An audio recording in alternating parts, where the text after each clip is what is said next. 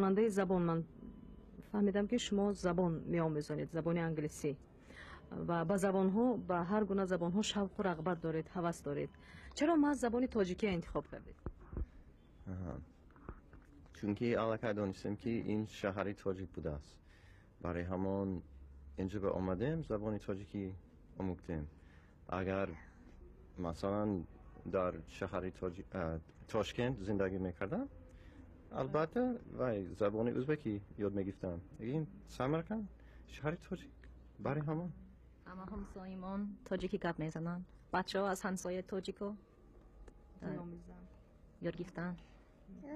تاجیکی گپ میزنن بچه ها؟ گپ میزنن. نام تو چی؟ کیتی. کیتی. تو چند ساله؟ 7 ساله. تو چی؟ شارلوت. تو چند ساله؟ 8. 8. نام تو چی؟ الین. چی؟ الین. الین؟ چند به در آمدی؟ 4. چوربه؟ چوربه. Assalamu alaikum. سورو جان assalamu alaikum. نگذره نمیتونه.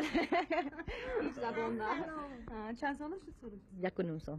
1.5 سال؟ کجا به تولد شدگی؟ پاکستان با. پاکستان رفتم. تولد شدم. بسیار ناس. لیکن تاجیکی میفهمم. میفهمم؟ سوس قطعه نگم میتونم. شما چیکار کردی مشغول رو؟ من هنرشین. خانم با کار میکنم بچه ها کرده.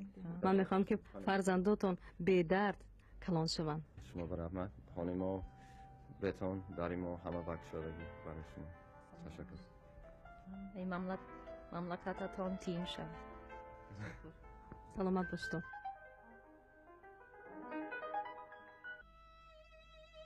در سمرقند با کدام خانواده وارد